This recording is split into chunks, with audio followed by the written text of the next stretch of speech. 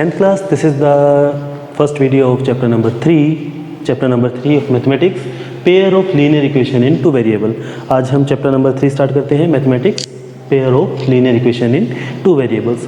तो इस chapter को हम तीन categories में solve करेंगे. We will solve this chapter in three categories. First, we will see the nature of solution of equation. Second, how to solve given pair of equation. And third will how to make equation from given data, and we call this term as word problems.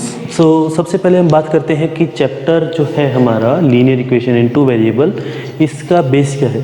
So in class 9th we have studied about chapter linear equation in two variable. आपने chapter number 4 9th class में पढ़ा है कि कोई भी इक्वेशन ax plus b y plus c is equals to 0 की form में होती है. It will make a line on graph. हम अपनी तरफ से इसमें कुछ वैल्यूज रखते थे x एंड y की, and we make a equation and that equation form a linear equation, a line on the graph. Example लेते हैं. Let us say 2x plus y is equals to 8. So इस type से हमने किया था 9th class के लिए. अगर हम x की वैल्यू 1 रखते हैं, x की वैल्यू 0 रखते हैं तो y की वैल्यू 8 हो जाएगी. उसी तरह से x की वैल्यू अगर हम 1 रखते हैं तो y की वैल्यू 6 हो जाएगी, एंड x की वैल्यू अगर हम 2 रखते हैं या फिर y की वैल्यू 0 रखते हैं तो x की वैल्यू 4 हो जाएगी. ओके, सो इस तरह से हमने इक्वेशंस के सॉल्यूशन करना 9th क्लास में सीखा था.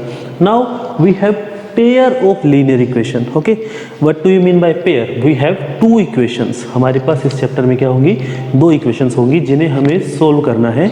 एंड वी विल सी कि देखिए हमारे पास जैसे एक इक्वेशन है, जब हम इनकी वैल्यूज रखेंगे ग्राफ में तो हमें क्या मिलेगा? Answer is a straight line. Okay, उसी तरह से अगर हमारे पास दो इक्वेशंस होंगी और उन दोनों को अगर हम ग्राफ पे बनाएंगे तो हमें क्या मिलेगा? Answer is two straight line. ठीक है, दो स्ट्रेट लाइन मिलेगी. सो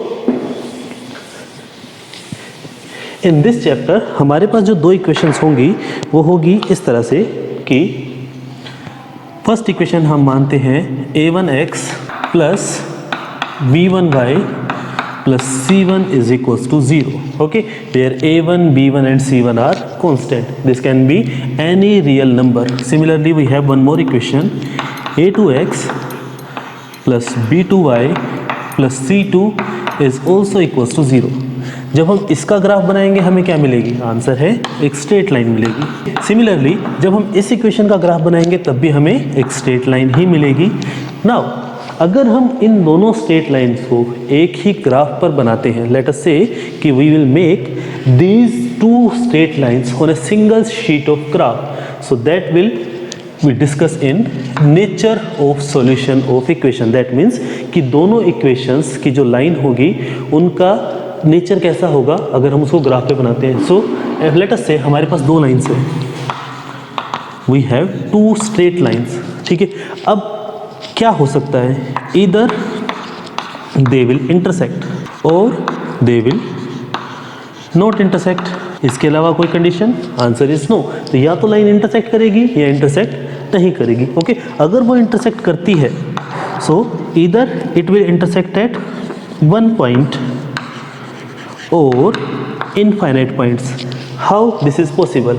Let us say this is our first line, let us say this is our second line. If we increase these lines, अगर हम इन लाइन्स को बढ़ाते हैं तो they will intersect at one point. Okay, this is called intersection at one point. Okay, and let us say this is first line, this is second line. If we intersect, if we increase any of these line, अगर हम इनमें से किसी को भी बढ़ाते हैं तो they will coincide. ओके, सो ये बहुत सारे पॉइंट्स पर कट कर रही है. दो लाइंस या तो एक ही पॉइंट पर कट करेंगी या फिर इनफाइनाइट पॉइंट पर. इसके अलावा कोई और ऑप्शन नहीं है. ठीक है, so either they will intersect on single point और they intersect at infinite point, otherwise they will not intersect. We call this parallel lines. Okay, so हमारे पास दो तरह की इक्वेशन है. पहली जो लाइन इंटरसेक्ट करेगी, दूसरी जो लाइन इंटरसेक्ट नहीं करेगी। This is we study in the nature of solution. That means जब हम उनको सोल्व करेंगे तो हमें कितने सॉल्यूशन मिलेंगे, यानी कितने पॉइंट्स होंगे जहाँ पर वो इंटरसेक्ट करेगी। फर्स्ट टॉपिक जो है हमारा, उसके अंदर हम सीखेंगे अबाउट दीज कि two lines either they will intersect at single point और इनफाइनाइट पॉइंट्स और दे will not intersect at all. Second part में हम देखेंगे कि जो इक्वेशन, जो लाइंस जो हमारे पास इक्वेशन है, उनका जब हम ग्राफ बनाते हैं, they intersect on a single point, what will be the values of those point, कि उन पॉइंट्स की वैल्यू क्या होगी। ये है हमारा सेकंड वाला वर्क, ठीक है। एंड थर्ड में हमें एक वर्ड प्रॉब्लम दी होगी, एक स्टेटमेंट गिवन होगी जिसको हमें पढ़कर एक इक्वेशन बनानी है। जैसे आपके लास्ट ईयर जो क्वेश्चन थे उसमें क्वेश्चन था कि देयर वर टू स्टूडेंट्स जिन्होंने मिलकर 100 रुपीज़ कलेक्ट किए, तो what was the equation for that, x + y = 100। Okay, so इस तरह से हमें क्वेश्चंस को पढ़कर, लेट अस से कि पहले वाले ने x रुपीज़ इकट्ठे किए, सेकंड ने y रुपीज़ इकट्ठे किए।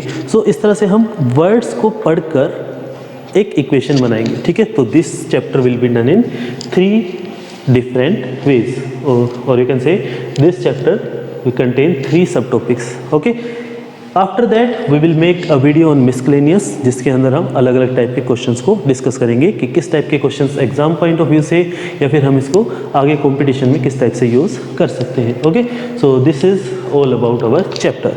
So let us start. हमारे पास ऐसे दो इक्वेशन है, a1x + b1y + c1 = 0, a2x + b2y + c2 = 0, and ये दो इक्वेशन हमारे पास है। अब इन इक्वेशंस को सोल्व करने के बाद हमें जो 3 पॉसिबल कंडीशंस मिलती है, और we will say 3 possible outcomes और 3 possible results. These are, first is intersecting lines, second is coincident line, and third one is parallel lines. For intersecting lines, we will say this has only one solution. That means they are intersecting at a single point. Okay, उसका क्या होगा, एक solution होगा। Coincident के लिए हम क्या use करेंगे, infinitely many solutions. And for parallel lines, there will be no solution at all. जैसे कि एग्जाम्पल दिया जाए कि we toss a coin.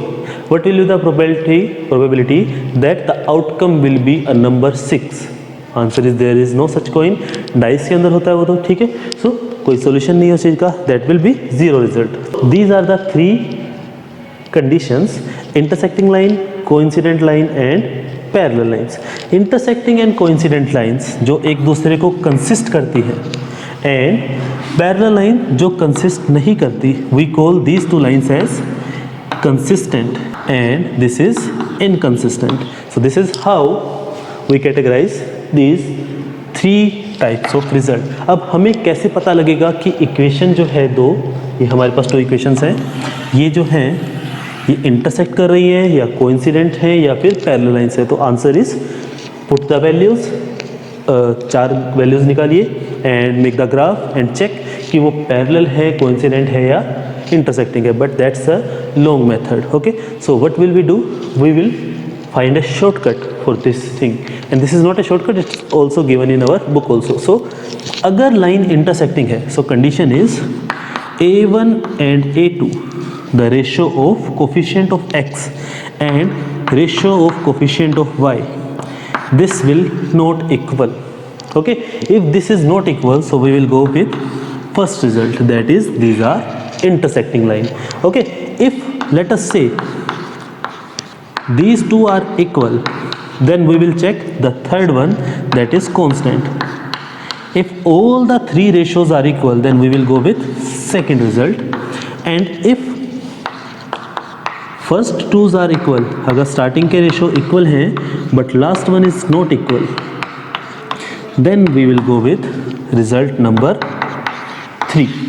Okay, सो हमें कोई भी इक्वेशन गिवन हो, हम चेक करेंगे उनके कोफिशिएंट्स का रेशो। कोफिशिएंट्स का रेशो हमें बताएगा कि लाइन जो है वो कंसिस्टेंट है या इनकंसिस्टेंट है। Consistent means intersecting and coincident both, and inconsistent mean parallel lines. Okay, let us take some examples.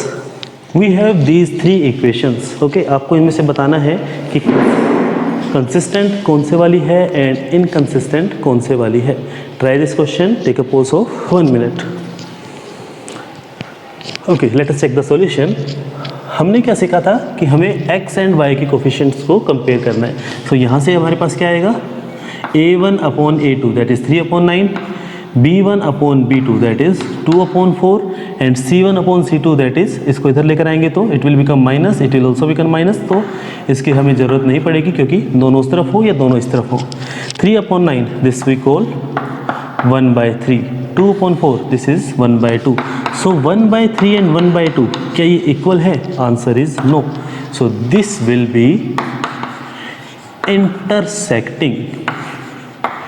Okay, similarly for this will 4/7 is not equal to 2/3. This is also intersecting. For this 3/6 that is 1/2, 6/12 that is also 1/2, -9/-18, minus and minus will be cancelled and it will again 1/2. All three ratio are equal, so this have infinite many solution और coincident lines. Okay, so इस तरह से आप इन questions को कर सकते हैं. आप अपनी जो एनसीईआरटी बुक है या आपके पास जो भी बुक है, जितनी भी उसमें एक्सरसाइज है, हर एक्सरसाइज के अंदर आप एक बार सिर्फ इन क्वेश्चंस को करके देखिए. Okay, don't read the equation, do not read the statement, just find out कि इक्वेशंस आर इंटरसेक्टिंग, कोइंसिडेंट और ठीक है पैरेलल लाइंस. ओके, चलिए अब कुछ क्वेश्चंस करते हैं जो अभी हमने कॉन्सेप्ट सीखा था. some more type of questions. So I have written the 5 questions. हम इन्हें एक एक करके ट्राई करते हैं. Okay, the first question is 3x minus y minus 5 is equals to 0 and 6x minus 2y minus k is equals to 0. We have to find value of k here. So I'm writing it here again. 3x minus y minus 5 is equals to 0 and 6x minus 2y minus k is equals to 0. We have to find the value of k. Okay, हमें k की value find करनी है. If this equation has no solution, we have to find value of k if this equation has no solution. So what was the condition for no solution? We know that the starting two ratios are equal. a1/a2 is equal to b1/b2 but not equal to c1/c2. That is, and it's not equal to c1/c2. Okay, so let us put the value. This is 3/6. Okay, this is minus 1/2. We know these two are equal. This is 1/2, this is also 1/2 and it is not equal to minus 5/minus k. This minus will cancel this, so we will take this term. 1/2 is not equal to 5/k. After doing cross multiply we will get k is not equal to minus 10. So answer is except 10, k can be any natural number. Okay, so this is how we can solve such type of questions. Similarly, second question is 3x plus 5y is equals to 0, kx plus 10y is equals to 0. We have to find if this has unique solution. So for unique solution, what condition was there? Equation is 3x plus 5y is equals to 0 and kx plus 10y is equals to 0. Unique solution में ratios equal नहीं होते. That is a1/a2 is not equal to b1/b2. If we start putting value, 3/k is not equal to 5/10. That is 1/2. So answer is k is not equal to 6. Answer is k can be any natural number except 6. Okay, so this is the answer of second question. Third question is kx plus 2y is equals to 5. Kx plus 2y is equals to 5 and 3x minus 4y is equals to 10. Same question for no solution. What will be the answer? So for no solution, answer will be k/3 can be equal to 2/-4, but it can't be equal to 5/10. Or I will write it, k/3 can be equal to minus 1/2 but not equal to 1/2. Okay, if I solve this and we will get k can be equal to -3/2। Okay, अगर हम इसको solve करते हैं तो k की value -3/2 आ गई, तो k को हम -3/2 रख सकते हैं। एंड क्या नहीं रख सकते, we have to find the both values, so it will take this k/3 is equals to 1/2। So after doing cross multiplication we get k can not be equal to 3/2। So k की value -3/2 हो सकती है, but हाँ -3/2 हो सकती है, but positive 3/2 नहीं होगी। Okay, this is how we can solve such type of question. Question number 4 and 5 आप एक बार खुद ट्राई कीजिए। Take a pause of 3 minutes। This equation is x minus 2y is equals to 3, 3x minus ky is equals to 1. It is given that it has unique solution. So what will be the answer of k?